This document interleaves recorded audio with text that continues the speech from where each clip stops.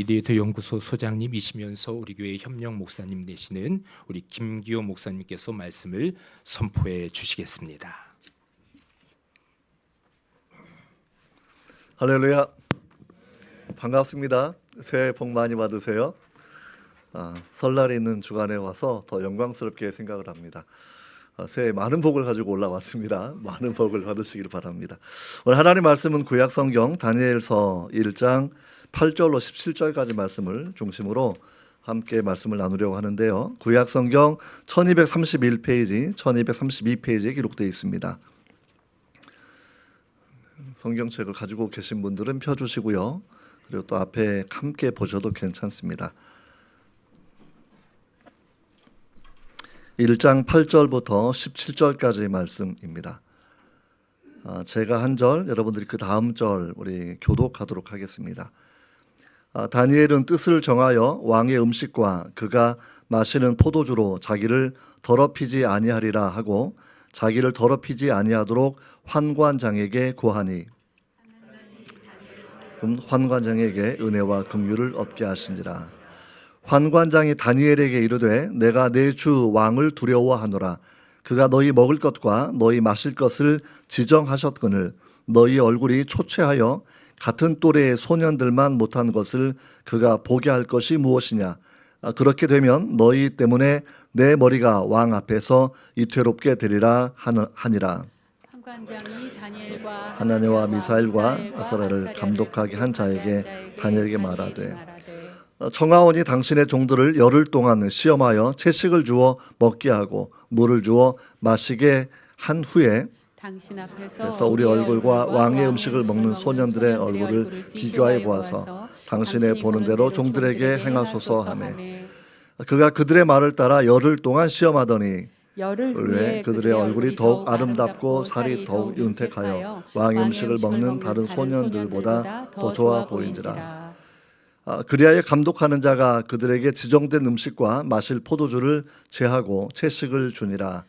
하나님이 내 소년에게 학문을 주시고 모든 서적을 깨닫게 하시고 지혜를 주셨으니 다니엘은 또 모든 환상과 꿈을 깨달아 알더라. 아멘.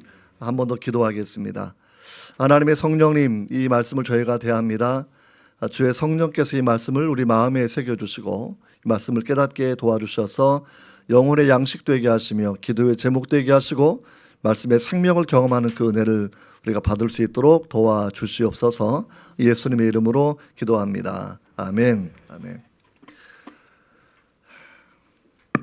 한 주 늦게 왔는데 되게 보고 싶었습니다. 아무튼 이 보고 싶은 마음들 가족의 은혜라고 생각을 하고요. 예수 안에서 하나의 가족이 되어서 너무나 기쁘고 또 영광스럽게 생각합니다. 우리가 오늘 구약 성경을 읽었는데요. 구약 성경은 왜 읽어야 되는 것일까요?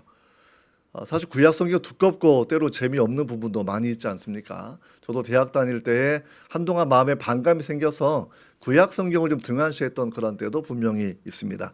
하지만 구약 성경을 읽어야 되는 가장 중요한 이유 중에 한 가지는 신앙생활과 역사성의 이 두 가지를 풀어가는 관점들을 제공해 주고 있기 때문입니다. 신약 성경을 읽으면 역사서는 사도행전 하나밖에 없어서 사도행전은 예수님 부활 승천하신 이후에 사도 바울이 로마에 압송되어 풀려나는 이 시기 약 30년 정도 역사를 담고 있는 선교사를 담고 있는 그런 내용이고요. 나머지는 구체적으로 역사의 현장 가운데 어떻게 살 것인가라는 그런 부분은 되게 좀 이렇게 모호하게 처리된 부분이 상당히 많이 있는 것을 우리가 알게 됩니다. 하지만 구약 성경 읽게 되면 민족이 어떻게 형성되었고 어떻게 범죄하였고 범죄하는 역사의 민족 현실 가운데 또 하나님이 보내신 선지자가 어떠한 메시지를 전하고 있고 그리고 하나님을 가까이 하게 되면 축복이 있지만 하나님을 떠나게 되면 심판이 있는 참혹한 역사의 현장을 보여주기 때문에 우리에겐 굉장히 구약 성경을 중요하게 여기고 계속 읽어야 된다고 그렇게 여러분 생각합니다. 신약 성경도 하나님의 계시의 말씀이고 구약 성경 똑같은 계시의 말씀입니다. 구약에도 그리스도가 담겨 있다라고 생각하시고 구약을 통해서도 하나님의 은혜를 우리가 알면 좋을 것 같습니다.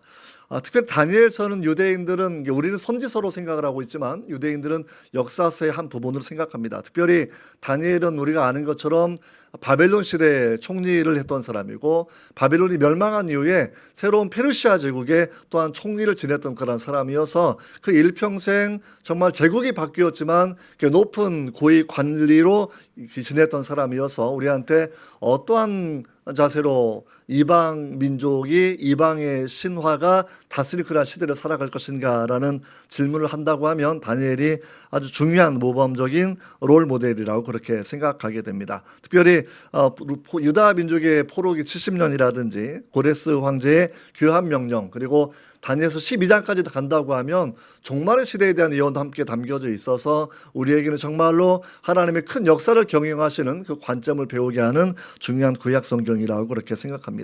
먼저 좀 배경을 설명해 드리면 다니엘이 포로로 끌려갔잖아요. 끌려갔을 나이가 학자들이 추정하기에는 보통 일반적으로 한 14살, 많아 15살 미만이 그렇게 생각하고 있습니다. 보통 소년하게 되면 13살부터 소년이기 때문에 왕족과 귀족의 몇 자녀 함께 1차 포로로 끌려가던 때가 주전 606년이라고 생각합니다. 우리나라가 지금 기도 가운데서 혼란한 시대다 이렇게 우리가 고백을 하고 있는데 우리가 혼란한 시대는 다니엘이 살던 시대랑 생각하면 비교가 전혀 되지 않습니다. 우리가 아는 것처럼 주전 612년 그 유명한 패권 전쟁, 갈그미스 전쟁이 벌어지게 되거든요. 전통적인 강우였던 아수르 제국이 무너지는 전쟁이기도 했고 아수르와 좀 그 정도는 아니었지만 전통적인 강대국이었던 그 이집트의 세력이 약해지는 그러한 전쟁이기도 했고요. 그리고 새로운 신흥 제국의 바벨론이 패권 국가로 떠오르는 와중에 유다의 왕 요시야 왕은 무기토 전쟁에서 갈그미스 전쟁 이후에 무기토 전쟁이 벌어지게 되는데 무기토 전쟁에서 왕이 죽게 됩니다. 그때부터 유다 왕국은 급격하게 쇠락하는 그러한 길로 들어가게 되었다라고 생각을 하시면 되겠죠. 그래서 우리가 사는 시대랑은 전혀 맞지 않고 굳이 따진다고 하면 대한제국에 태어났던 분들 아마 저는 제 조부님이 생각이 나던데 그러니까 조선시대 대한제국이 10여 년밖에 없었지만 그 제국이 멸망하게 되고 나라를 잃게 되고 그 다음에 이제 일본 말로 일본 상시 개명을 당하고 또 일본어를 사용하게 되고 또 한국 전쟁이 벌어지게 되어서 많은 참혹한 살상이 일어났던 것들을 생각해 본다고 하면 아마 그 시대 일제 시대를 중심으로 살던 사람들이 아마 살던 상황 한국 전쟁을 경험했던 그러한 사람들의 상황이 아마 다니엘에 살던 시대와 그래도 조금이라도 유사한 상황이라 그렇게 우리가 생각해 보면 좋을 것 같아요. 그러니까 지금 시대가 혼란스럽지만 평안을 누리시기 바랍니다. 안심하시고 우리가 더 열심히 기도하고 하나님 뜻을 찾아서 우리가 살아간다고 하면 좋을 거라고 생각이 됩니다. 다니엘의 일생을 좀 더 생각해 보면 한 14살 정도의 포로로 끌려갔다고 생각해 보시면 돼요. 주전 606년입니다. 근데 한 20년 정도 지나니까 중간에 한번 또 에스겔을 비롯한 2차 포로가 끌려왔고요. 그래도 내 나라가 있으니까 나라가 강해지고 좋은 때가 있지 않을까 생각을 했지만 결국 마지막 왕 시드기야가 다니엘의 포로를 끌려간 18년 만에 죽게 됩니다. 왕자도 죽게 되고 모든 군대가 남은 군대는 다 끌려오게 되고 대장장이 전부 다 철물 쇠를 만드는 모든 기술자도 전부 다 1000여 명이 포로로 끌려가는 그런 상황이 당시의 모습이라고 생각해 보시면 될 것 같습니다. 자, 이런 배경 가운데 다니엘은 그러니까 신앙을 잃어버린 민족의 비참한 모습을 경험한 그런 사람이기도 하고요. 그리고 당시 가장 강력한 제국 바벨론을 또 무너뜨렸던 페르시아를 바라보면서 이런 강력한 제국 또는 신의 이름을 불렸던 사람들이 다스렸던 전체주의라는 그런 나라를 바라본다고 하면 우리가 사는 시대에 대한 모습을 조금이라도 조명해 볼 수 있을 거라고 생각이 됩니다. 오늘 말씀을 통해서 제가 크게 한 4가지 정도 말씀을 나누려고 해요. 제일 첫 번째는 역사를 주관하시는 주님을 보라라는 그런 내용입니다. 한번 따라해 보실까요? 역사를 주관하시는 하나님을 보라. 이게 진짜 중요한 거예요. 안 그러면 우리 마음이 두렵고 사실은 떨릴 수밖에 없는 겁니다. 오늘 본문은 아니지만 1장 2절을 바라보시면 이렇게 돼요. 1장 2절에 같이 한번 읽어보면 시작. 주께서 유다 왕 여호야김과 하나님의 전 그릇 얼마를 그의 손에 넘기심에 그가 그것을 가지고 신할 땅 자기 신들의 신전에 가져다가 그 신들의 보물 창고에 두었더라. 첫 번째 단어가 주께서 영어로 로드라는 단어를 쓰고 있어요. 세상 사람들의 눈에는 바벨론 제국이 보이고 군대가 보이고 바벨론 황제가 보일 것이고, 그리고 멸망당하는 유다 왕국과 연약한 군대와 죽어가는 비참한 시드기야와 왕자들이 보일 거라고 그렇게 생각할 수가 있습니다. 하지만 다니엘서의 관점은 하나님께서 역사를 주관하신다라는 신앙의 고백 위에 기록된 것이라고 그렇게 생각하면 될 것 같습니다. 그러니까 주님께서 역사를 경영해 나가시는 것, 이런 부분이 우리 신앙이 바라보는 영적인 관점이라고 그렇게 생각해 볼 수가 있습니다. 사도행전 17장 26절을 바라보시면 사도 바울이 아테네에 가서 그 철학자의 민족, 철학의 민족이 이렇게 설교하는 부분 한 대목이 있습니다. 앞에 있는 말씀처럼 시작. 인류의 모든 족속을 한 혈통으로 만드사 온 땅에 살게 하시고 그들의 연대를 정하시며 거주의 한계를 한정하셨다. 근데 우리말 성경에 주어가 빠져 있어요. 영어 성경에는 he made가 앞에 써 있어요. 하나님께서 그렇게 하셨다라는 거예요. 나라의 경계를 정하시는 것, 연한을 정하시는 것, 모든 절대적인 주권이 하나님께 속해 있다라는 그런 신앙의 고백을 사도 바울도 동일하게 하고 있는 부분을 우리가 살펴보게 됩니다. 성경 읽어보게 되면 구약 성경에 특별히 주께서 누구의 손에 붙이셨다라는 표현이 한 200번 정도가 나오거든요. 그러니까 그 말은 뭐냐면 외형적으로는 왕이나 또는 군대나 제국의 모습을 사람들이 생각하고 강대한 나라가 약한 나라를 점령했다라고 생각하는 것에 멈출 수밖에 없지만, 신앙인의 눈은 영적인 안목 가운데 역사의 경영자를 바라보는 겁니다. 주님께서 창조하셨고 주님께서 역사를 경영하고 계시고 모든 제국의 연한도 그 거주하는 경계도 하나님의 주권하에 있다라는 그런 고백을 여러분 다니엘을 통해서, 그리고 구약 성경 통해서 우리가 이 부분을 명확하게 알 수 있을 거라고 여러분 그렇게 생각합니다. 다니엘보다 좀 앞서서 활동했던 비운의 선지자가 있습니다. 눈물의 선지자 누구일까요? 예레미야. 정말 우리 미디에이터 교회 성도님들 수준이 한참 높으신 것 같아요.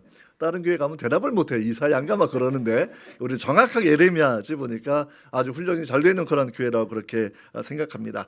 자, 예레미야 27장 6절과 7절을 바라보시면 이렇게 되어 있어요. 같이 한번 읽어봅니다. 시작. 이제 내가 이 모든 땅을 내 종 바빌론의 왕 느부갓네살의 손에 주고 또 들짐승을 그에게 주어서 섬기게 하였나니 모든 나라가 그와 그의 아들과 손자를 그의 땅의 기한이 이르기까지 섬기리라. 또한 많은 나라들과 큰 왕들이 그 자신을 섬기리라. 자, 나는 하나님이에요. 나의 종 바벨론의 왕, 그러니까 유다 왕국을 멸망시켰던 제국의 왕을 하나님은 나의 종이라고 이야기하고 있는 거예요. 역사를 경영할 때에 바벨로니아의 느부갓네살 하나님이 사용하셨다라는 그런 이야기를 하고 있다라는 부분이고요. 7절을 바라보시면 모든 나라가 그를 섬기는 강대한 나라가 될 텐데 그 땅에 기한이 정해져 있다라고 그렇게 말씀을 하는 그런 부분입니다. 특별히 에레미야 선지자를 통해서는 70년의 포로기를 말씀하고 있기 때문에 이 포로가 돌아오는 때를 염두에 둔다고 하면 아마 이때는 명확하게 바빌론의 제국에 대한 부분이 설명되어 있지 않지만 다니엘서의 예언서의 내용을 바라보면 드디어 바빌론이 망하게 되고 페르시아와 메데 새로운 나라가 등장하는 그 부분들, 그리고 그 이후에 그리스가 나오게 되고 로마 제국이 나오게 된 그 역사의 경영까지도 하나님께서 예언의 말씀으로 주시는 것 우리가 바라보게 됩니다. 그래서 우리가 인생 살면서 우리는 자유의지를 가지고 살아갑니다. 그렇죠? 운전도 내가 하고 내가 밥을 먹고 내가 결혼하고 살아가고 있지만 나의 자유의지를 넘어서서 하나님도 더 엄청난 자유의지를 가지신 분이라는 것이고, 그 엄청난 능력과 지혜를 가진 하나님께서 다행스러운 것은 전능하신 분이 너무나 선하신 분이라는 거고 우리를 너무나도 사랑하시는 분이라는 거예요. 이것이 우리 마음에 너무나 큰 위로가 된다라는 겁니다. 세상이 혼란스러울지라도 역사의 창조자, 역사의 경영자, 그리고 우리의 보호자, 그 하나님은 사랑의 하나님이다라는 그런 부분을 우리가 바라보면 좋을 것 같습니다. 특별히 우리가 이걸 바라보면서 우리가 정말 마음 아프게 생각하는 두 번째 포인트는 하나님 역사를 경영하시는데 하나님의 예언의 성취가 정확하게 성취되는 건 우리가 이 내용을 분명히 바라보셔야 돼요. 하나님의 예언은 무조건 이스라엘이 잘 된다, 유다가 잘 된다 이렇게 말하지 않습니다. 모세 때 주어졌던 예언의 말씀이 있지 않습니까? 가나안 백성이 심판받는 것은 가나안 백성이 이스라엘 민족보다 못해서 이렇게 하나님 평가하는 것이 아니라 그들의 죄가 가득했기 때문에 심판받는 것이고, 그들의 죄가 심판된 것처럼 이스라엘 민족이 가나안 족속과 동일한 종류의 죄를 짓는다고 하면 가나안 땅에서 뿌리채 뽑혀나가서 열국에 흩어질 것을 이미 모세와 여호수아 때부터 그렇게 예언하셨다라는 거예요. 그런데 하나님의 말씀을 청종하면 복이 있다라는 것이고, 하나님의 말씀을 따르면 저주가 있다라는 그러한 표현을 주님께서 분명하게 우리 가운데 그렇게 하고 있습니다. 이걸 바라보면 우리가 1장 2절을 바라보시면 아까 읽었던 말씀인데 정말 전의 그릇들 다 빼앗겼어요. 그 다음에 이제 3절 4절 바라보면 왕족과 귀족의 몇 사람 몇 소년들이 포로로 끌려가는 그런 부분이 있는데, 이사야 39장 7절에 이미 이사야 선지자가 히스기야 왕에게 예언한 내용이 여기에 이미 기록되어 있어요. 이 예언이 성취된 부분들이죠. 이사야 39장 7절을 같이 한번 읽어보도록 하겠습니다. 시작. 또 내게서 태어날 자손 중에서 몇이 사로잡혀 바벨론 왕궁의 환관이 되리라 하셨느니라. 시드기야가 죽을 병에 걸렸다가 하나님 앞에 면벽 기도를 해요. 벽을 바라보면서 하나님 내가 행한 선한 일을 보옵소서라고 하고, 아마 그렇게 기도한 사람은 딱 두 사람이에요. 기본적으로 나의 행한 선한 일을 보옵소서라고 하는 기도했던 분이 히스기야 왕하고 느헤미야 선지자입니다. 이 두 사람은 아주 특이하게 그런 기도를 많이 했어요. 마치 우리 아이들이 부모님 앞에 내가 잘했지 뭐 상정하라고 얘기하는 것처럼 하나님 앞에서 내가 소명을 따라 살았는데 여기다 대가가 있어야 되지 않겠습니까? 라고 호소하는 그런 기도했다. 아주 특이한 분들 중에 그런 기도라고 생각하시면 됩니다. 하나님께서 그의 생명을 15년을 연장해 주셨고 해도 15도를 뒤로 몰려주셔서 좀 확실한 증표도 보여주셨거든요. 그러니까 죽을 병이 걸렸다가 살아났다는 소문이 들리게 되니까 당신은 약속의 강대국으로 성장하기 이전에 약한 나라 모습이었던 바벨론의 외교 사절단이 와요. 그러니까 당시 히스기야는 신흥 강대국으로 떠오르는 바벨론과 손을 잡기를 원했고 무기고와 보물창고를 전부 다 보여주는 그 실수를 범하게 됩니다. 그때 이사야 선지자가 뒤늦게 그 사실을 알고 쫓아와서 왕이요 무슨 짓을 했습니까? 라고 물어보니까 내가 여차여차해서 무기고 보물창고를 다 보여주었습니다 라고 얘기했고, 그때 이사야 선지자 아주 호된 책망을 합니다. 보여준 모든 것들은 바벨론으로 옮겨지게 될 것입니다. 그리고 왕의 자손의 몇몇은 환관이 될 것입니다 라는 그런 무서운 예언입니다. 그럼 그때 히스기야가 그 믿음의 사람이 통곡하고 회개했으면 참 좋았을 텐데 나의 때에나 평안이 있으면 됩니다 라고 얘기하면서 그 예언을 가볍게 스치고 넘어가는 바람에 사실은 이스라엘이 오늘 다니엘서 1장의 그 무서운 상황이 이루어지는 것을 바라보게 됩니다. 그러니까 하나님의 예언이 얼마나 정확하게 성취되는가라는 부분들, 보여준 모든 것들은 바빌론에 빼앗기게 되었고 왕의 자손들, 왕족들, 왕족과 연관된 귀족들의 소년들이 끌려갔는데 다니엘은 우리가 분명히 생각했을 때의 환관이었다고 생각합니다. 두 제국의 왕궁에, 다니엘은 특별히 왕궁에 거주하던 사람이었고요. 그리고 제국이 바뀌어도 계속 왕의 인근에 살았던 그런 사람이었기 때문에 저가 아마 환관이 되었을 것이다. 그래서 다니엘은 가족 이야기가 전혀 언급되어 있지 않습니다. 어쩌면 개인적으로 굉장히 슬픈 그런 상황들이었겠지만 다니엘을 통해서 보여주시는 것, 역사를 경영하신 하나님께서는 그 입에서 나온 말이 하나도 땅에 떨어지지 아니하고 그대로 이루어 주신다라는 내용이에요. 축복도 이루어 주시는 것이고 심판도 이루어지는 것이다 라는 그런 부분이고, 다니엘서는 한 민족의 포로기를 넘어서서 마지막 종말의 시대까지 예언된 그 예언을 들려주시면서 하나님의 역사가 어떻게 경영되고 있는지를 우리에게 보여주신다라는 것, 우리가 이 부분을 주목하여 보아야 될 거라고 여러분 그렇게 생각합니다. 자, 이런 내용을 우리가 바라보면서 이제 그렇게 하나님의 역사를 경영하시고 이렇게 하나님의 말씀이 성취되는구나라는 부분을 살펴보신 다음에 이제 오늘의 요점은 역사의 격동기를 다니엘이 살아갔는데 다니엘의 신앙을 우리가 배워야 된다라는 거예요. 고기 잡는 법도 배워야 됩니다. 저는 낚시를 잘 못해가지고요. 이게 미국에 있을 때 이제 호숫가에 가 낚시를 하면 고기가 꼭 제 낚싯대만 피해서 다니는 것 같아요. 오죽하면 우리 아들이 저한테 아빠 제발 낚시하는 법 좀 배워가지고 오라고. 그래서 남들은 딱 하면 탁 물어서 나오는데 우리는 맨날 던져도 이게 안 무니까 이게 아빠가 좀 어디가 특별히 배워가지고 와야지 왜 그러냐고 해서 상당히 민망했던 그런 때가 분명히 있었습니다. 그래서 정말 배우는 게 중요해요. 생각해 보니까 제가 낚시를 배운 적은 없는 거는 같아요. 그냥 당연히 뭐 먹을 거 걸어 놓으면 그냥 물고 오른 줄 알았더니 그것도 기술이 필요하고 장소를 고른 안목도 필요하고 사실은 모든 게 굉장한 지식이 필요하다 그렇게 생각을 하게 됩니다. 여러분 우리가 다니엘을 통해서 정말 무엇을 배워야 되느냐 하게 되면 그의 처세술을 배워야 되는 것이 아니에요. 그러니까 외형적으로 바라보면 다니엘처럼 제국이 바뀌어 자기 나라는 망했고 새로운 강대국이 망하고 또 새로운 강대국이 떠올랐을 때에도 변하지 않고 총리를 지냈던 이거 얼마나 대단한 능력입니까? 그러니까 이 고위 관리라고 하는 그런 외형적인 부분을 볼 것이 아니라 하나님께서 어떻게 다니엘을 왜 사용하게 되셨는지 우리가 그 내용을 함께 보기를 원합니다.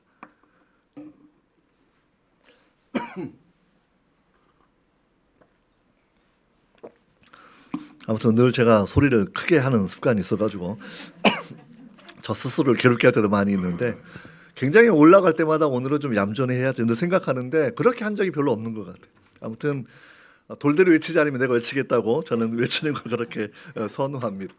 오늘 말씀 바라보시면 다니엘에게 몇 가지를 배우시죠. 첫 번째는 뭐냐면 6절 7절의 내용인데 창시 계명을 당하는 상황이었다라는 거예요. 한번 같이 읽어보도록 하겠습니다. 6절 7절 시작. 그 다니엘과 하나냐와 미사엘과 아사랴가 있었더니 환관장이 그들의 이름을 고쳐 다니엘은 벨드사살이라고 하나냐는 사드락 미사엘은 메삭이라고 아사랴는 아벤누고라 하였다. 원래 히브리인들이니까 신앙과 연관된 이름을 부모가 다 지어줍니다. 우리가 자녀의 이름 지을 때도 뭐 우리가 자기 신앙의 고백을 따라서 뭐 하영이라고 짓기도 하고 뭐 다양하게 이제 그 한국 이름을 성경의 뜻과 결합해서 참 많은 이름을 그리 짓거든요. 뭐 저도 그렇게 다 지었고 그러니까 다니엘의 뜻은 뭐냐면 하나님은 나의 재판관, 나의 심판의 주라는 그런 뜻이에요. 얼마나 좋은 신앙의 고백입니까? 하나님은 참 자비로우신 분이다라는 신앙의 고백 여기에 담겨지는 이름이에요. 미사엘, 엘이 이제 하나님 여호와니까 여호와 같은 분이 없다라는 신앙의 고백이 미사엘 이름에 담겨져 있습니다. 메삭, 아사랴는 하나님은 의로우신 분이다. 이걸 말하는 것이 원래 이름이에요. 원래 이름. 다니엘은 심판의 주 하나님, 하나냐는 무슨 이름이라고? 하나냐는 자비로우신 하나님, 미사엘은 하나님 같은 분 없다. 하나님 높이는 이름이고요. 아사랴는 하나님의 의로움을 칭찬하는 찬양하는 그런 이름이에요. 이름을 다 어떻게 바꿔놓았냐면 벨드사살, 벨신, 가나안 신이에요. 그 바벨론의 신인데 벨신이 보호한다라는 거예요. 사드락은 달신의 영감을 받은 사람, 달신. 그다음에 메삭은 아크신을 섬기는 역시 바벨론 신인데 아크신을 높이는 그런 이름이고요. 아벤느고 느고신을 섬기는 그런 이름이에요. 그러니까 가령 제가 이제 쉽게 말하면 미국 사람 같으면 이름이 크리스티, 뭐 크리스찬 이런 이름이 종종 있거든요. 그러면 이름이 크리스찬 같은 그런 내용인데 무함마드 크리스티 뭐 이렇게 생각을 해보시면 돼요. 그러니까 내가 이름이 크리스티인데 사람들이 이슬람이 제국이 점령에 들어와서 너는 오늘부터 무함마드야, 너는 오늘부터 알라야 이렇게 얘기한다고 하면 우리 크리스찬이 얼마나 마음에 상심이 되겠습니까? 근데 이것도 어른이 아니라 아직 정체성이 형성되기 시작했던 어린 소년들이에요. 13살, 15살 미만의 아이들이라 생각하면 중학생 때라고 생각하시면 되거든요. 그 정도 되는 아이들이 부모 형제 다 떠나서 포로를 끌려왔고 아마 신체 일부가 잘려나가 환관이 되었을 터인데 여러분 그들의 이름도 창시 계명을 당해서 이들이 이방신을 섬기는 이름으로 바뀐 상황이었다라는 것. 여러분 그럼에도 불구하고 여러분 다니엘의 자기 인식은 변하지 않습니다. 이게 다니엘서 바라보면 이렇게 불러요. 벨드사살이라 하는 다니엘. 그러니까 왕국은 여전히 벨드사살을 강조하는 겁니다. 그러니까 바벨론의 신이 최고의 신이고 바벨론의 군대가 최고의 군대이고 가장 강력한 왕은 바벨론의 황제예요. 그 엄청난 자부심을 가지고 제국이 운영되고 있고요. 정말 우리가 이 바벨론 생각해 보면 그 엄청난 건축을 이루었던 그런 나라이니까 대단한 나라죠 기본적으로. 여러분 그러한 시대에 다니엘은 늘 어떻게 신앙 고백했냐면 우리가 5장, 6장, 7장, 8장 계속 나온다고 치면 다니엘이 자기를 이렇게 불러요. 나 다니엘은 이렇게 불러요. 나 다니엘은. 비록 세상 사람들은 나를 벨드사살이라 부를지라도 자기는 하나님 앞에서 늘 나 다니엘은 8장에서도 나 다니엘은 9장에서도 나 다니엘은 그는 권력과 군대와 바벨론의 찬란한 문화에 의해서 압도당하지 않는 내면의 강함을 가진 사람이었다라는 거예요. 삼탑의 원리와 똑같습니다. 내가 약하면 세상 문화가 들어오는 것입니다. 내가 강하면 세상 문화를 이겨나가는 그런 구조라는 거 우리가 이렇게 생각해 보셔야 되지 않겠습니까? 그러니까 사자굴에 던져졌을 때에도 다리오 왕이 뭐라고 불러요? 다니엘아, 다니엘을 찾아. 그때는 막 급하니까 벨드사살에 부르지 않아요? 다니엘아 이렇게 부르는 장 우리가 그렇게 여러분 생각해 보게 되는 거예요. 여러분 이걸 바라보면서 다니엘의 이런 신앙의 토대가 어디서 형성된 것일까? 그 신앙의 특징이 무엇인가라고 생각해 본다고 하면 자기 이름에 담겨 있었던 신앙의 고백을 그를 한 번도 잊은 적이 없다라는 거예요. 비록 부모님이 약해서 자기를 지켜주지 못했고 자신의 군대가 약해서 자신을 보호해주지 못하고 그 머나먼 길 한 2,500km 떨어진 곳에 포로로 끌려온 그런 사람이었지만 그는 한 번도 하나님이 벨신보다 못하다고 생각한 적이 한 번도 없다라는 거예요. 역사를 경영하는 분은 하나님 여호와입니다. 이게 자기 이름에 담긴 신앙의 고백이고 이 신앙의 고백을 마지막 죽는 때까지 그렇게 살아가는 그런 모습을 살펴보게 됩니다.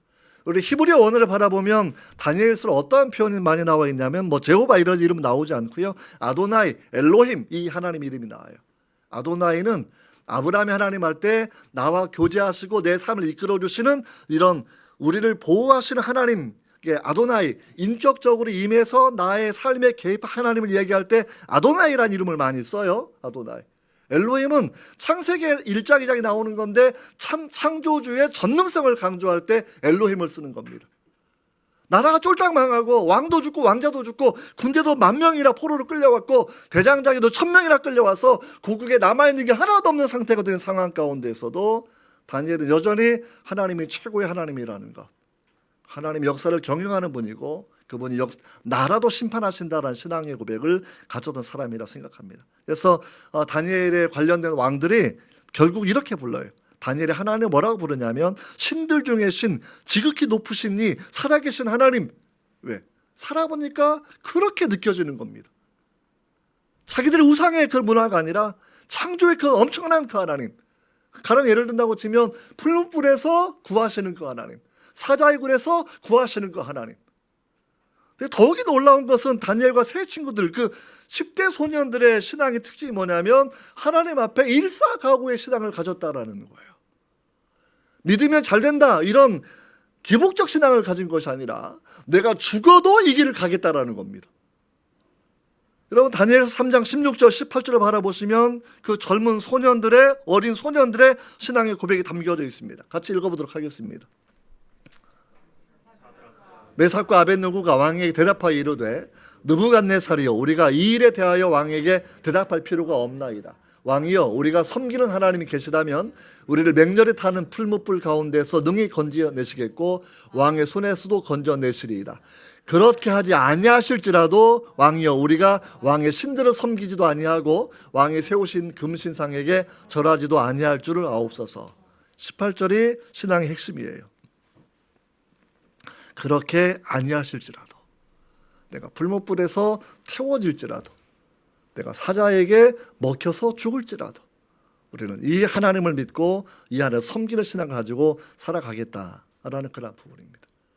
이게 정말 그래서 생각해 보면 우리가 유다가 멸망할 때 보면 신앙이 별로 없는 사회였거든요. 성전에도 우상이 있고 왕도 정말 이상하고 선지자도 정말 에레미야 빼고는 다 이상한 궁중 종교 지도자만 있던 그런 상황이었는데 어떻게 이렇게 올바른 믿음을 가졌을까 정말 사실은 궁금할 정도예요. 정말 궁금할 정도입니다. 여러분 여기에서 우리가 바라보면서 신앙이 무엇인가라는 그런 부분들, 하나님이다 그런 신앙의 고백들, 다니엘의 하나님, 사드락과 메삭과 느벤노고의 하나님이라는 그런 소유격의 하나님을 이런 그 바벨론 왕들이 인정해 주거든요. 그들이 섬겼던 그 하나님, 우리의 하나님. 저는 이번 주에 미국 대통령 취임식 새벽 4시까지 열심히 봤는데 제일 감동적인 것은 딱 두 가지였어요. 목사 입장에서 취임식에서 뭐 마귀들과 싸울지라 뭐 영광 할렐루야 뭐 찬양이 막 나오는데 너무나 감동적이었고요. 그리고 또 한 가지는 빌리그람 목사님의 아들 프랭클린 빌리그람이 와가지고 기도하는 마지막 마무리였어요. 가장 높으신 왕 중의 왕 예수 그리스도의 이름으로 기도합니다. 이게 예수 그리스도의 이름으로 기도한다는 고백이 바이든 때 나오지 않았거든요, 사실은요. 그러니까 그 이름, 예수의 그 이름으로 고백하는 그 감격을 바라보면서 저 개인적으로는 정말 지난 몇 년 동안 미국이 신앙으로 어려웠던 때라고 하면 하나님 한 번 더 미국에게 은혜를 주시는구나 라는 그런 생각을 그렇게 해본 시간도 그렇게 가졌습니다. 여러분, 우리는 하나님을 어떻게 믿고 계십니까? 정말 나의 인생을 심판하시는 분, 역사를 심판하시는 분, 대한민국을 심판하시는 분, 심지어는 미국도 심판하고 중국도 심판하시는 분, 우리 그런 신앙을 우리가 분명히 가지고 살아야 된다라는 거예요. 남들이 생각할 때에 우리들의 하나님이라고 고백할 정도로 믿음과 행함이 철저하게 일치된 삶을 살아가는 그 사람들, 목숨을 건 신앙을 가지고 살아가는 그 사람들, 이것이 우리 한국 교회가 회복해야 될 그런 모습이 여기 있다라고 그렇게 우리가 생각해야 합니다. 자, 오늘 본문이 이제 드디어 들어오게 됐습니다. 이게 본문이 이제 들어왔으니까 설교가 언제 끝나는 거야 걱정하실 텐데 시계 보실 필요 없으십니다. 아무튼 적당한 때에 끝내게 됩니다. 자, 8절을 바라보시면 8절을 같이 읽어보도록 하겠습니다. 시작. 그가 마시는 포도주로 자기를 더럽히지 아니하리라 하고 자기를 더럽히지 아니하도록 환관장에게 구하니. 14살 된 아이가 뜻을 정했어요. 사실 그 앞에 왕의 음식이 얼마나 먹음직하겠습니까? 온갖 고기가 많을 테고 호화스러운 음식이 많이 있었을 텐데 그 왕의 모든 음식을 먹지 않겠다. 나는 포도주도 먹지 않겠다. 의미를 뭐라고 설명하냐면 나를 더럽히지 않을 것이다 라고 그렇게 고백하는 장면을 우리가 이 부분을 그렇게 주목해야 됩니다. 자기 마음을 정했다라는 것, 내 뜻을 정했다라는 것.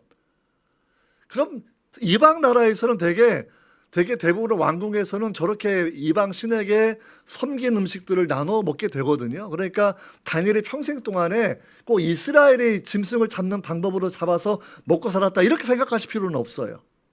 네, 10대 청소년이었지만 자기 마음에 확실하게 정한 건 뭐냐면 왕의 진미와 고기와 그 화려한 식탁을 통해서 내가 그렇게 왕이 이 하사품을 내려주는 이유가 뭐겠습니까?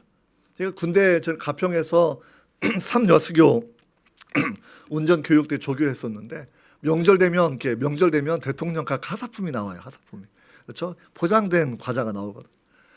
뭐 마음에 감동 옵니다. 별거 아니라도 야 이거 하사품 다 똑같이 60만 군대에게 다 주는 거지만 그래도 그거 하나 받으면 오늘은 특별한 날이고 그날은 또 통닭 한 마리씩 나오는 그런 날이고 그러니까 되게 행복한 날이 분명히 않겠습니까?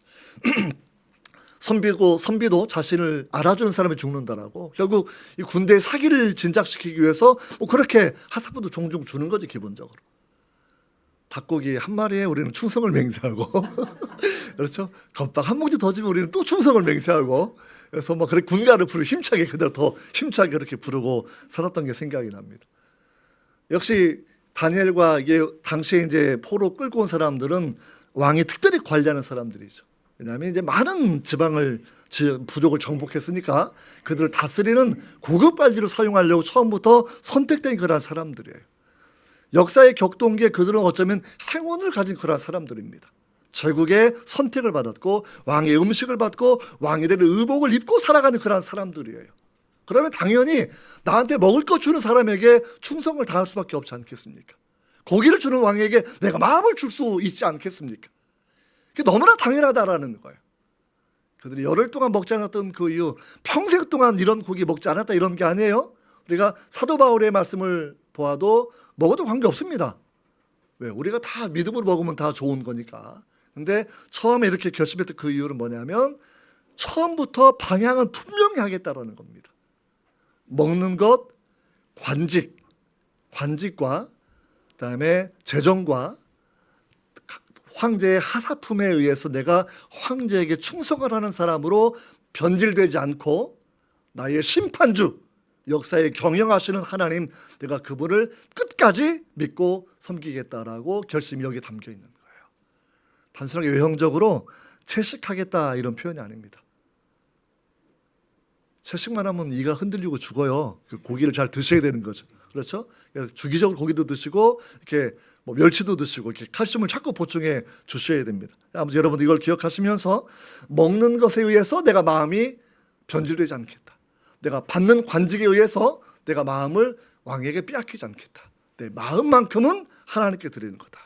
이런 신앙의 고백을 우리가 다니엘에게서 그렇게 배워야 된다고 생각합니다. 그러니까 눈에 보이지 않는 하나님을 눈에 보이는 자처럼 여겼던 거예요. 왜 크리스찬이 범죄합니까? 왜 변절합니까?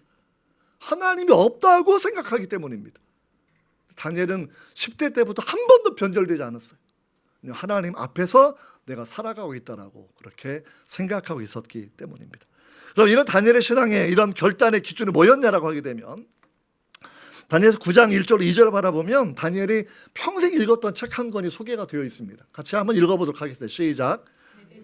아수에르 아들 다리오가 갈대아 나라 왕으로 세움을 받던 첫 해 곧 그 통치원년에 나 다니엘이 책을 통해 여호와께서 말씀으로 선지자 예레미야에게 알려주신 그 연수를 깨달았나니 곧 예루살렘의 황폐함이 70년 만에 그치리라 하신 것이니라. 1절을 바라보면 바벨론이 무너지고 페르시아가 이제 생겼다 이 말입니다. 왕조가 바뀌었습니다. 제국이 무너지고 새로운 제국의 왕이 다리오가 나왔어요.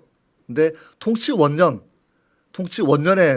다니엘은 그러니까 이제 14살에 만약에 포로로 끌려왔다고 치면 벌써 이제 70년이 지난 거예요. 70년 정도 거의 다. 그러니까 몇 살이에요 그러면? 그냥 15살이라서 계산 쉽게 하면 70년 거의 80대가 넘어간 나이예요.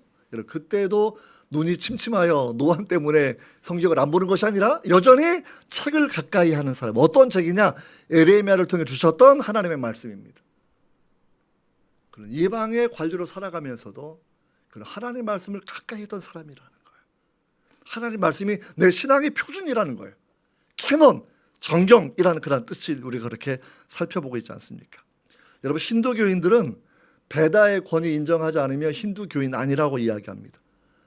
이슬람교에서는 꾸란의 권위와 하디스 권위를 인정하지 않으면 무슬림이 아니라고 이야기합니다. 많은 크리스찬들은 자칭 크리스찬인데 하나님의 말씀을 인정하지 않습니다. 하나님의 말씀을 우습게 여기고 하나님의 계시를 인정하지 않고 인간이 편집한 문헌 정도 여기는 그 신학자들, 그런 목회자들도 저는 상당히 많이 있다. 저는 그렇게 느끼고 있습니다. 이 한국교회가 약해지는 그런 모습이 바로 여기에 있는 것이죠. 사람은 사상이 변질되면 사람이 망가지는 겁니다. 국가는 체제가 변질되면 국가가 망하는 겁니다. 교회는 신학이 무너지면 교회가 망하는 겁니다. 그래서 늘 우리가 예수님이나 또는 구약 성경에서 거짓 선지자 가리는 일을 구약 성경이 그렇게 많이 해왔고 신약 성경에서는 거짓 그리스도, 거짓 선지자, 거짓 교사 주의해야 된다. 끊임없이 경고를 그렇게 하고 있는 부분인데 우리가 어느덧 이렇게 영국 교회도 거짓 교사 때문에 무너지는 겁니다. 유럽 교회가 거짓 교사 때문에 무너지는 겁니다. 한국 교회가 왜 약해졌느냐? 역시 거짓 교사 때문에 저는 무너지고 있다. 그렇게 우리가 생각해 볼 수가 있습니다. 이게 다니엘서를 통해서 많은 사람들은 이것도 어떻게 생각하냐면 주전 2세기경에 편집된 문헌이라고 그렇게 얘기해요. 다니엘은 벌써 주전 500년대에 있었던 분이기 때문에 굳이 연도로 따지면 주전 5세기, 6세기에 다니엘서가 완성되어야 되는 그런 부분인데 사람들은 그거 인정하지 않습니다. 왜 인정하지 않냐면 다니엘서 너무나 많은 예언이 나오는데 그 예언이 설마 실제 바벨론이 무너지고 페르시아가 무너지고 그리스가 또 무너지고 이거를 보면서 나온 예언, 경험하고 나온 예언을 상황을 쓴 거지 예언으로. 어떻게 그것을 예언으로 기록했겠는가라고 이런 관점 때문이라는 거죠. 여러분 이 다니엘서 얼마나 특이한 책이냐면 히브리어가 아람어가 거의 반반 기록되었습니다. 굳이 반반은 아닌데 히브리어 본문의 단어가 절수가 157절이에요. 157절. 아람어 본문이 199절입니다. 그러니까 아람어가 더 많이 쓰여져 아주 특이한 성경이 이 다니엘서예요. 이걸 바라본다고 하면 여기에서 우리는 주전 4세기 이전에 쓰여진 성경이 맞다라는 이야기를 그렇게 할 수밖에 없는 이유는 여기에 페르시아 단어가 17개 단어가 사용되었는데 고대 페르시아 이건 주전 4세기 이전의 언어입니다. 그러니까 이상한 신학자가 말하는 건 전부 다 틀렸다라는 거예요. 또 다니엘서 가운데서 헬라 악기 이름이 나와 있는데 이것도 6세기 기원전 6세기에 사용되었던 악기였기 때문에 우리는 역시 기원전 4세기, 5세기, 6세기에 기록된 말씀이다. 우리 그렇게 분명히 생각할 수가 있습니다. 나중에 뒷부분 넘어가면 이제 그 바벨론이 마지막 무너지는 벨사살 왕이에요. 어떤 사람이냐면 그 벽에서 손이 나와가지고 메네메네 대길 우바르신 썼던 왕이 있지 않습니까? 그때 이제 뭐라고 말하냐면 다니엘의 이 글을 풀어주니까 내가 우리 제국의 3인자가 되게 해주겠다. 그래서 갑자기 요셉은 꿈풀이 잘해가지고 2인자가 됐는데 다니엘은 그 어려운 글을 풀었는데 왜 3인자가 되는 거예요? 사람들이 되게 헷갈려 하는데 그 아버지가 원래 왕이고요. 자기는 세자인데 왕의 직무를 대행하는 사람이에요. 아버지가 멀리 가서 좀 우상을 섬기고 있기 때문에. 그러니까 자기가 2인자를 줄 수가 없는 거예요. 자기가 2인자이기 때문에. 자기 밑에 3인자. 말은 주었지만 자기 나라가 망하게 되었기 때문에 일단 다니엘은 새로운 페르시아 제국의 총리로 등극을 그렇게 하게 된다라는 거죠. 자, 우리를 바라보면서 여러분 성경은 정말 예언이 성취되고 예언이 기록되어 있고 하나의 영감을 기록된 말씀이다. 이 부분을 기억하면서 살아가야 되는데 중요한 건 소년 다윗이 마음에 결단하고 내가 더럽혀지지 않을 것이다. 내 마음의 사랑의 순도, 하나님을 향한 사랑의 순도가 오염되지 않을 것이다. 결심하는 것처럼 우리가 하나님께 드리는 것은 마음이라는 거예요. 우리가 마음과 뜻과 힘과 정성을 다하여 내 하나님 여호와를 사랑한. 성경은 딱 이것만 이야기하고 있거든요. 남편과 아내에게 우리는 마음을 요구합니다. 반지를 요구하시나요? 그렇죠. 반지도 필요하지만 마음이 제일 중요한 거죠. 마음이. 하나님 우리에게 마음을 주셨어요. 하나님 성령을 부어주셨어요. 우리에게 원하시는 것은 마음, 전적인 마음의 사랑을 요구하고 있다라고 그렇게 생각하면 될 것 같습니다. 그 다음에 하나 더 생각해 본다고 하면 다니엘은 10대 때에도 결단하고 하나님께 집중하는 사람이었고 그리고 노년에 이르렀어도 하나님 말씀을 기준 삼는데 이 10대에서 노년까지 이게 얼마나 변절하기 쉬운 상황이었는데 그는 주기적으로 기도하는 삶을 살았다라고 그렇게 우리에게 생각하셔야 됩니다. 자기 신앙을 끊임없이 단속한 사람이에요. 때가 되면 20일 금식을 합니다. 그러니까 정말 적절한 때 금식하고 적절한 때 기도하고 적절한 때 그러니까 일과 생활 가운데서도 매일 하루에 3번씩 기도하는 거 쉽지 않았던 사람이 다니엘이라는 거예요. 신앙생활의 비밀이 뭐냐면 거룩한 습관을 갖는 겁니다. 그 습관에 목숨 건 사람이 다니엘입니다. 숨어서 기도해도 되죠. 하지만 늘 기도하는 장소가 창가에 보이는 장소 기도했기 때문에 다니엘은 그 위험한 때에도 그 자리에서 기도하는 거예요. 그래서 사자굴에 던져지는 거거든요. 여러분 신앙의 비밀은 습관에 있다라는 부분 우리가 이 부분 분명히 기억하고 정말 우리는 기도에 습관이 있는가 말씀을 읽는 습관이 있는가 예배의 습관 이 거룩한 습관은 위선이 아니에요. 습관은 내 의지입니다. 그리고 내 사랑의 고백입니다. 이게 약해지니까 믿음이 약해지는 거예요.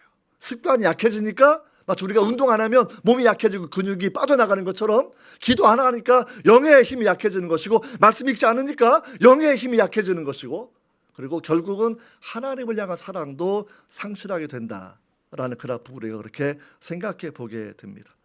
이제 마지막 내용 결론으로 넘어가려고 합니다. 이렇게 10대 때부터 중간중간 계속 이방 왕이 있던 나라를 살았던 사람이잖아요. 다니엘에 누가 은혜를 베풀었냐면 전부 다 이방 사람들이 은혜를 베풀었다라는 거예요. 소년 때는 환관장이 은혜를 베풀어 줍니다. 그다음에 총리할 때는 왕들이 은혜를 베풀어 줍니다. 체포하러 왔던 경호대장이 은혜를 베풀어 줍니다. 새로운 제국 페르시아의 황제가 은혜를 베풀어 줍니다. 이걸 생각해 보면서 우리가 생각해야 되는 것 믿는 사람은 하나님만 역사하시고 이건 더 큰 의미이고요. 우리가 직장 생활하면서 사회생활하면서 사실 우리 한동대 청년들 제가 많이 그 부분 이야기하는데 취업하는 그 순간부터 한동대하고 한동대는 생각할 수가 없어요. 100% 교수님이 크리스찬이었던 이 학교 이런 분위기는 만날 수가 없습니다. 직장에 가는 순간부터 대부분은 넌 크리스찬입니다. 기독교를 조롱하는 그런 사람들입니다. 그럼 내가 직장 때려쳐야 될 것인가? 이게 아니라는 거예요. 거기에서 해야 할 일이 있다는 겁니다. 여러분 다니엘이 거기서 무슨 일을 한 것이죠? 먼저 환관으로 10대 소년을 보냈어요. 잘 교육해서 정말 총리가 되게 하셨어요. 그 이유는 유다 지파를 보존하기 위한 것입니다. 하나님의 말씀을 연구하고 하나님의 말씀 통해서 포로기 끝나는 것들을 또 알려주는 사람으로 하나님이 사용하기 위한 것이었다는 거죠. 중요한 건 우리를 하나님이 쓰셔서 직업 소명자로 쓰셔서 우리를 통해서 하나님 역사를 어떻게 경영하시는지를 보여주는 분명히 필요하다고 생각합니다. 요즘 애들은 되게 부유한 시대를 살아가는 행운아들입니다. 그렇죠? 1인당 소득 35,000불 뭐 이런 데 살아가고 있어요. 근데 생각해 우리 어른들, 제 어른들 생각해 보면 한국 전쟁 1인당 소득 60불이었던 때 살던 사람들이지 않습니까? 정말 못 먹고 못 입고 그렇게 살아온 분들이었다라는 거죠. 저는 중진국 사람이고 1인당 10,000불 뭐 이런 때 이제 열심히 학교를 다녔던 것 같고요. 근데 여러분 정말 생각해 보면 우리가 자기 공동체를 그렇게 생각해야 된다 이 이야기예요. 하나님 떠나면 나라가 망한다라는 겁니다. 대한민국도 하나님 세우신 나라처럼 그렇게 분명히 생각합니다. 재헌의회 보면 기도하고 시작했고 독립운동 지도자들이 기독교 나라를 꿈꾸고 대한민국을 세우는데 한 마음을 가졌었고요. 근데 이 나라가 너무나 심각하게 하나님을 떠나가고 있습니다. 우리 이 부분을 정말 기도해야 됩니다. 그래서 사실 설교할 때 제일 조심스러운데 뭐 이쪽 저쪽 편 안 드는 게 제일 좋다라고 생각하지만 그러나 결국 한쪽 편을 손 들 수밖에 없어요. 기본적으로. 하나님의 관점에서 전체주의는 하나님을 대적합니다. 바벨론 전체주의입니다. 전체주의는 자기가 왕이 되고 신민은 자기의 부속이 되는 것이고 자기 이념과 신을 따라가는 그런 부분이기 기본적으로는. 우리 2차 대전 여간의 파시즘, 전체주의, 그 험한 세월을 역사 현대에서는 우리에게 그렇게 보여주고 있다라는 겁니다. 기독교가 그 험한 시대 가운데 빛이 되었던 것은 인간의 존엄성입니다. 권력을 나누고 견제하고 권력이 투표를 통해서 선출된 그런 모든 방식들이 연결된 부분이 민주주의 가장 중요한 부분이라 그렇게 우리가 생각해 본다고 하며 설교가 아니면 제가 좀 더 많은 얘기를 하고 싶지만 제 전공이 정치 사상이니까 아무튼 너무나 마음 아픈 그런 순간이 우리 한국에 많이 벌어지고 있습니다. 정말 우리가 대통령을 위해 기도하셔야 되고 한국이 정말 자유민주주의라는 정책과 외교 노선을 지킬 수 있도록 기도해 주셔야 되고 정말 자유를 잃지 않도록 자유 가운데 우리가 신앙의 자유가 있고 또 선교할 수 있는 모든 자유가 주어지는 것인데 사회주의화 되지 않도록 전체주의를 따라가지 않도록 우리 이런 부분에 대해서 좀 각성하는 그런 기도가 분명히 필요하다라고 그렇게 생각합니다. 이제 마지막 한마디만 더 하고 말씀을 맺으려고 합니다. 그럼 이제 다시 돌아와서 채식해가지고 얼굴이 환해졌느냐 이런 얘기인데 뭐 채식 열을 하면 환해질 수도 있어요. 잠깐의 채식이. 근데 계속하면 피골이 상접해집니다. 고기를 잘 드셔야 돼요. 근데 성경 바라보면 굉장히 중요한 말씀을 드렸어요. 잠언 3장 8절인데 이렇게 잠언 3장 8절 시작. 이것이 내 몸에 양약이 되어 내 골수를 윤택하게 하리라. 앞에 있는 말씀이 7절에 여호와를 경외하고 믿음으로 살면이에요. 여호와를 경외하고 믿음으로 살면 이것이 몸에 양약이 되고 골수를 윤택하게 한다라는 겁니다. 그러니까 우리는 내가 무조건 잘 먹어야 육신의 힘을 얻고만 생각하는데 이거 한 번 더 넘으셔야 돼요. 하나님의 말씀이 천지를 창조하신 거예요. 하나님의 말씀이 천지를 유지하시는 거예요. 하나님의 말씀이 내 몸의 형질을 모태에서 지어내셨고요. 내 몸이 소명을 다할 때까지 내 몸에 힘을 주는 것은 하나님의 말씀이어야 됩니다. 그래서 말씀을 매일 읽으셔야 되는 거예요. 하루 3끼 먹고 칼로리 2,000칼로리 먹고 살아가는 그런 세속적인 사람이 아니라 하나님 말씀이 내 골수를 윤택하게 하는구나. 말씀을 통해서 이 광대한 우주가 창조되지 않습니까?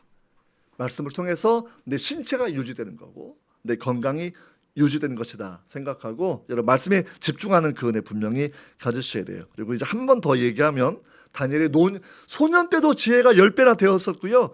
늙어서도 지혜가 얼마나 깊은지 다니엘서 6장 3절 말씀인데요. 오늘 어른 성도님들 너무나 좋은 말씀입니다. 다 외우셔야 돼요. 단 6장 3절 시작. 다니엘의 마음이 민첩하여 총리들과 고관들이 뛰어남으로 왕이 그를 세워 전국을 다스리게 하고자 한지라. 마음이 민첩했다. 나이도 드니까 뭐 저도 유튜브 하나 보니까 이건 회장도 65세 되면 다 물러나라 그러더라고요. 세상의 관점, 세상의 관점. 다니엘은 80이 되어서도 새로운 제국의 총리가 돼요. 딱 이유는 한 가지, 마음이 민첩하다. 근데 영어로 말하면 excellent spirit, excellent spirit. 거듭난 사람의 영혼, 하나님의 형상이 새겨진 그 영혼, 거듭나자는 사람의 똑똑한 천재라고 하여도 거듭난 사람, 하나님의 성령이 임한 사람의 그 뛰어난 영혼을 가진 사람이 지혜가 샘솟는 거예요. 결단력 있는 것이고 경영할 수 있는 것이고 여러분 그런 새로운 피조물의 그 은혜가 있다라는 것이고 시편 90편 14절 제가 읽어드릴게요. 그는 의인에 대한 말씀인데 그는 늙어도 여전히 결실하며 진에게 풍족하고 빛이 청정하다.